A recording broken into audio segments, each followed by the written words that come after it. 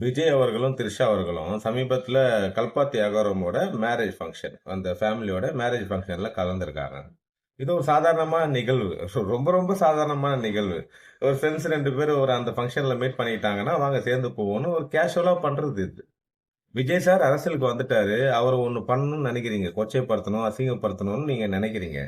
அது சரி, ஓகே. அது உங்களுடைய புனிதமான கொள்கையா கூட இருக்கட்டும்.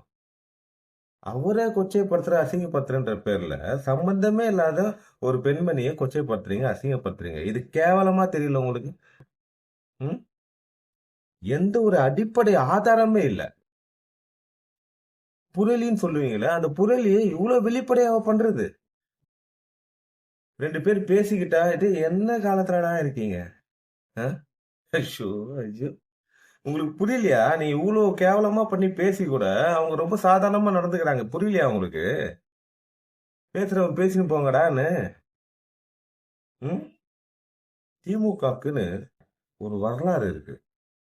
தெரியல. இப்ப சமீபத்துல ஒரு செயல்பாடு நடந்திருக்கு. விஜய் சார யாரு திட்டி பேசினாலும் திமுக மேடையில கூப்பிட்டு பேசிறாங்க. அதுலயும் ஒருத்தன் ஓவர் டைம் ஒருத்தன் பார்க்குறான் பாருங்க. யாரு அவன்? ஆ, அந்த சாட்டை சேனலோட ஓனர். இந்த பயப்புள்ளி அவ்ளோ பில்டப். விஜய் சார் நிகழ்வு ஒண்ணு வந்துச்சுன்னா அவரு வந்து அப்பா டேய் என்னடா காமெடி பண்றீங்க? யார் அவன்? ம்? அச்சோ, அச்சோ. அவன் அது வந்து ஒரு புரோக்கரு.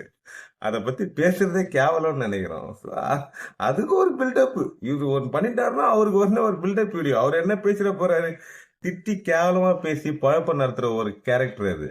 அதுக்கு ஒரு பில்டப் குடுத்து, ஏன்டா எங்க வந்து என்ன பண்றீங்க? திமுகக்குன்னு ஒரு பாரம்பரியம் இருக்கு. நான் வந்து ஜூலிய கூட நான் வந்து சரி ஓகே, இப்ப ஏதோ ஒண்ணு பண்ணின்னு போகுது அந்த லேடி அப்படின்னு நான் பார்த்தேன். அந்த லேடிக்கும் திமுக மேடையில இடம் குடுத்துருக்காங்க. இதெல்லாம் ஸ்டாலின் சார் பார்க்கறாரா இல்லையா? ம்? விஜய் சார கொச்சை பத்தி பேசினா உடனே மேடை குடுத்துடுறாங்களே. எனக்கு அதான் புரியல. ஸ்டாலின் சார் பார்த்துக்கங்க. கட்சி பேரை கெடுக்குறாங்க. உங்களுக்கு தெரியுதா இல்லையான்னு பாருங்க. முதல்ல அதுக்கு அது மேல ஒரு ஆக்ஷன் எடுங்க ஐயா. நன்றி.